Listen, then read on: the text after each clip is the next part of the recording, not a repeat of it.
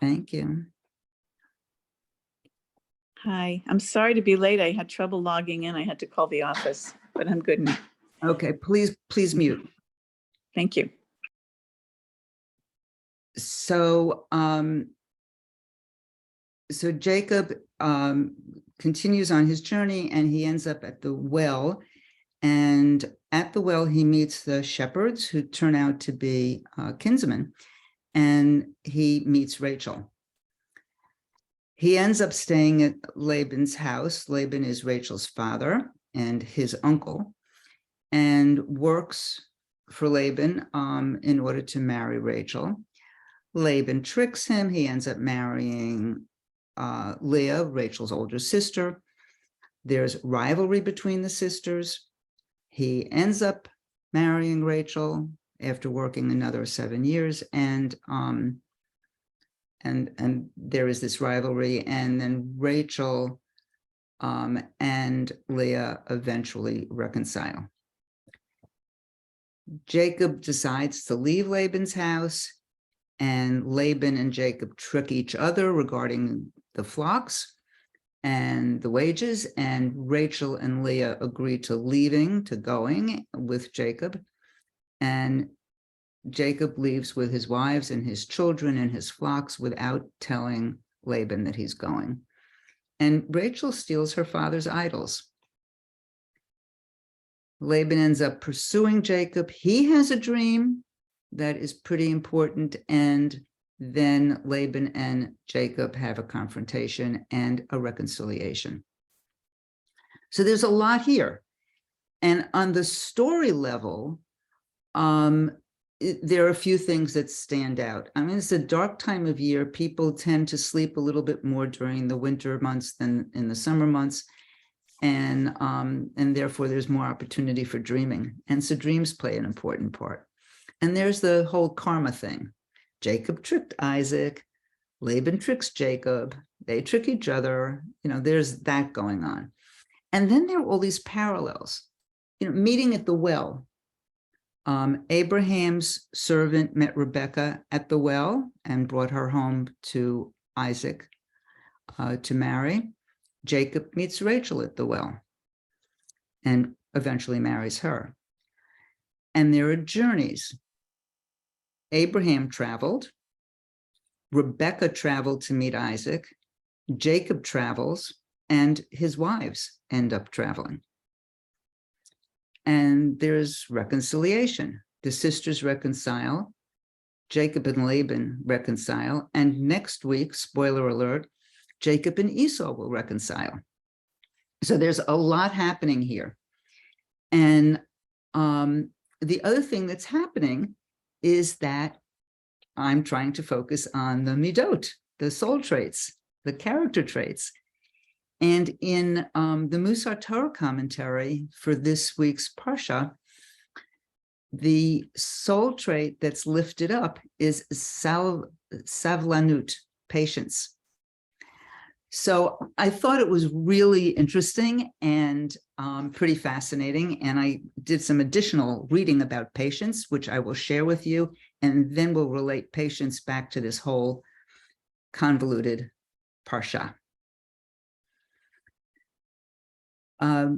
Rabbi Shlomo Wolbe, who is a Musar teacher, said, and I quote, "The patient person is exactly like someone who is carrying a heavy package. Even though it weighs upon him, he continues to go on his way and doesn't take a break from carrying it." So if you pull this apart, we get a few important notions about what's involved in patience. It requires the capacity to wait. It requires putting off gratification, which requires refraining from impulsivity and reactivity. The patient person reacts calmly and without anger, which is a really hot emotion and kind of leads us to impulsivity and non-thinking. And there's also this piece that patience can be burdensome. It's hard sometimes, under some circumstances, harder than other circumstances.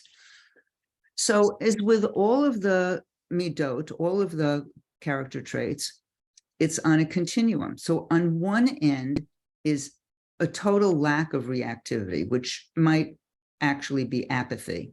And on the other end are these hot emotions that really interfere with thinking: anger, fear, high anxiety. So we want to be somewhere in the middle range. Alan Marinas in Everyday Holiness talks about patience as a tool that we can call on to help us endure when we find ourselves in difficult circumstances that we didn't choose and can't avoid.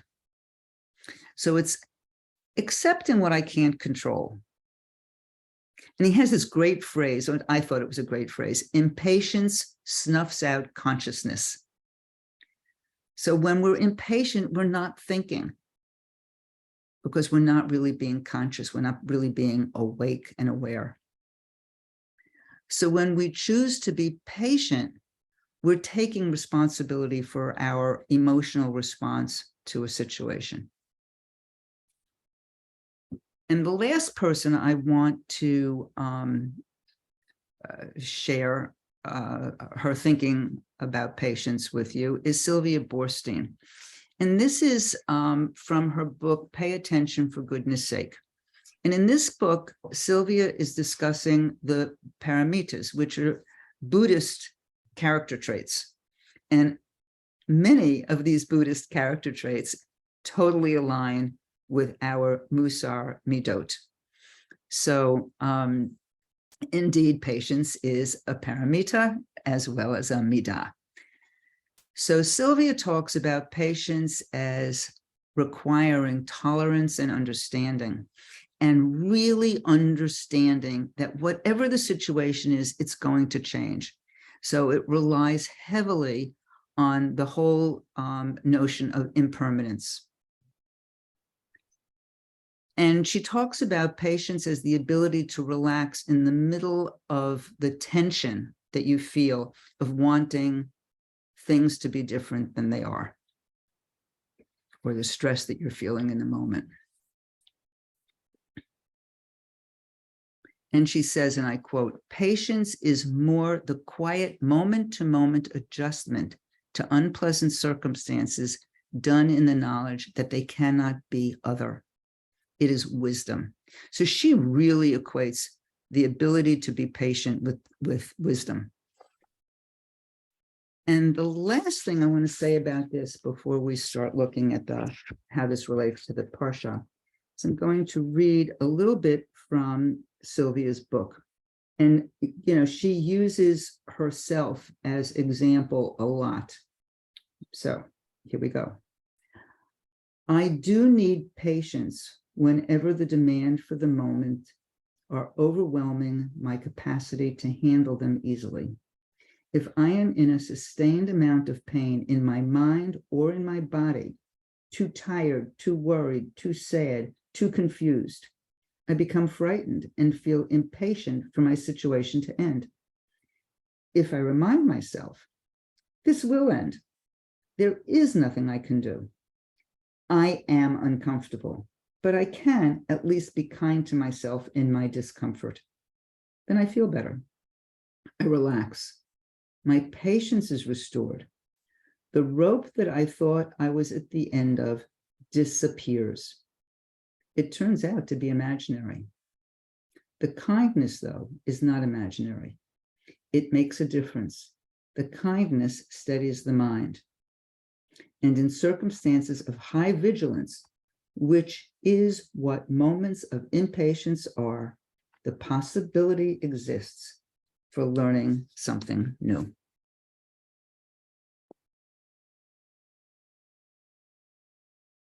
So back to the Parsha. So if we remember this whole notion that the patient person pauses and waits long enough to really discern what's going on, but doesn't necessarily wait endlessly. Okay, so that's kind of that middle place in the continuum. So Jacob demonstrates patience several times. And the first two that I'm going to mention are somewhat subtle. The way he approached the shepherds at the well, I mean, these were strangers to him. He was a stranger to them. He approached them in a friendly way with an open greeting, which indicated that he's approachable and open-hearted and patient. So this is a patient way of approaching somebody. You know, just take your time, we'll get to know each other. That, I think, is a nice example. The other piece in that same part of the parsha is that he took his time to inquire about Laban. And doing that shows that he was not rushing to meet Laban and maybe in his rush kind of trip over himself and make some big mistakes because he didn't know about, you know, what was going on in Laban's life. So he inquires, how is he? Is he well? So that he could take the time to prepare himself to meet what would turn out to be his future father-in-law. So those are two more subtle examples. Obviously, he fell head over heels in love with Rachel and was willing to work 7 years in order to marry her. So that showed some patience. And then he worked another 7 years in order to marry Rachel. So to me, those two examples show up as certainly as patience, but the patience has an element in these two examples of persistence and resilience. And then there were 6 additional years that he worked for Laban. And this was for his wages. And during that time, one gets, I got the sense of a growing restlessness. Laban kept changing the rules. And at some point during that 6-year period, Jacob started to feel like maybe he wasn't in the middle with this midah anymore, that he was more on the apathetic side, and he needed to figure out what was going on. So I think that during those 6 years, he had the awakening that he was getting to the end of his rope. And after 20 years in Laban's house, with these rules constantly changing, Jacob decides that enough is enough and he leaves. So when we think of that continuum, we can see that there was some movement in Jacob's life about how he dealt with patience. So I want to invite us to take our seats and move into our meditation, which is going to be a meditation about patience. And this will be a partially guided meditation. And as we are taking our seats today, let's go back to the beginning of the Parsha and recall the imagery of that first dream, Jacob's ladder. So if we imagine Jacob's ladder, that our spines can be Jacob's ladder, with the angels running up and down, and our heads reaching up into the heavens, and our bottoms firmly planted in the earth.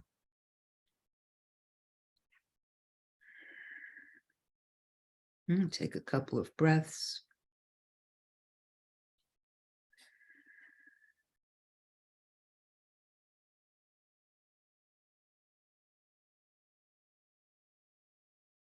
So our practice today is about developing patience.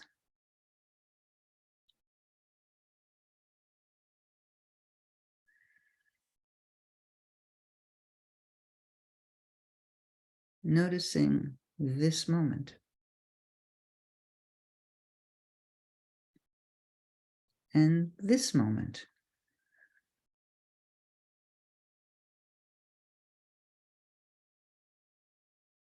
One at a time.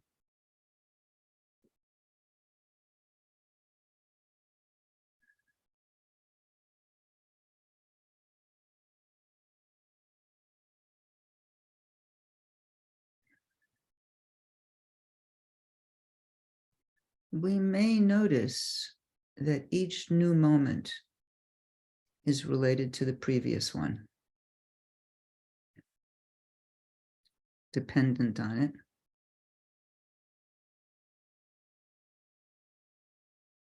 But different.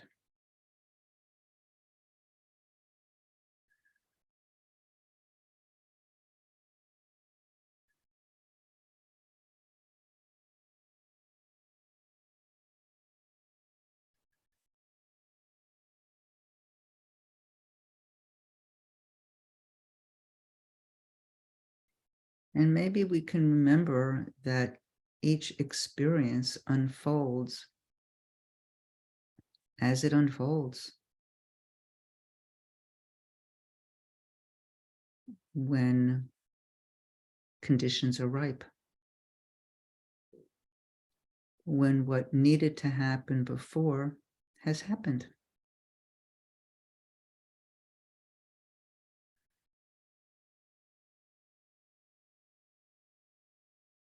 Unfolding at its own pace.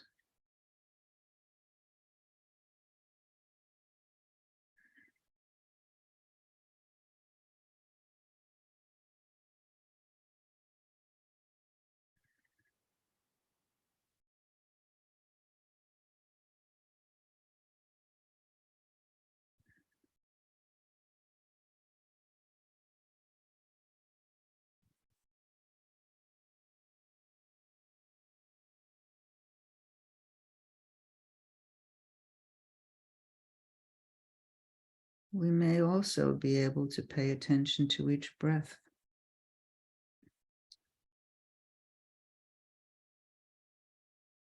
Noticing a different quality with this inhale and that exhale.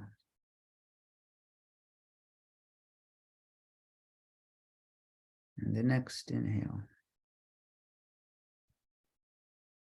and exhale.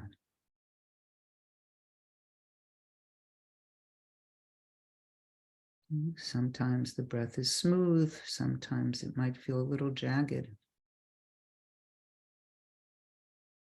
Sometimes the inhale is longer than the exhale. Sometimes the other way around. And sometimes they're the same.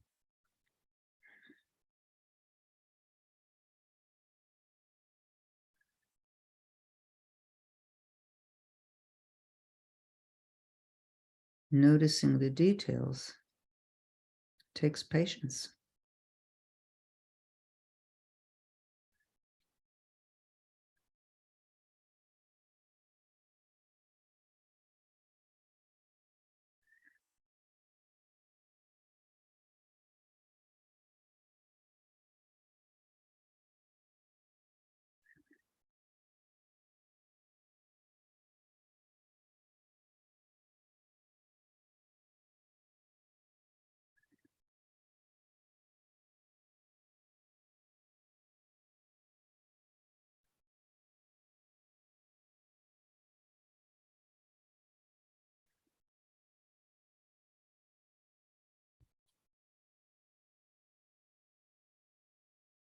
With patience, you can choose not to hurry.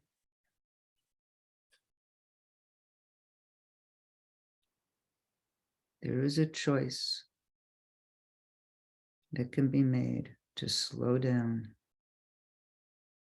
and notice and maybe even savor what's happening in the moment.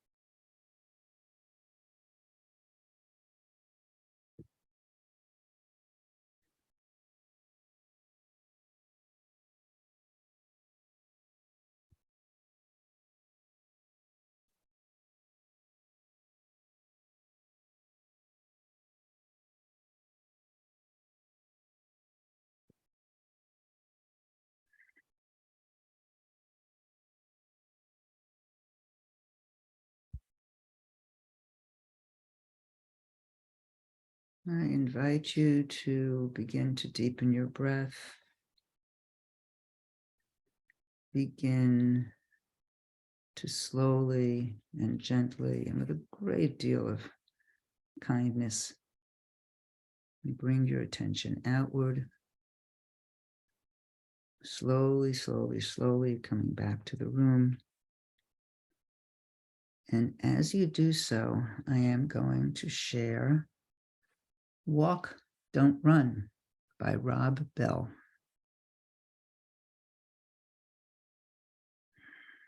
Walk, don't run. That's it. Walk, don't run. Slow down, breathe deeply, and open your eyes because there's a whole world right here within this one. The bush doesn't suddenly catch on fire. It's been burning the whole time. Moses is simply moving slowly enough to see it. And when he does, he takes off his sandals. Not because the ground has suddenly become holy, but because he's just now becoming aware that the ground has been holy the whole time. Efficiency is not God's highest goal for your life. Neither is busyness, or how many things you can get done in one day, or speed, or even success. But walking, which leads to seeing, now that's something. That's the invitation for every one of us today, and every day, in every conversation, interaction, event, and moment. To walk, not run, and in doing so, to see the whole world right here within this one.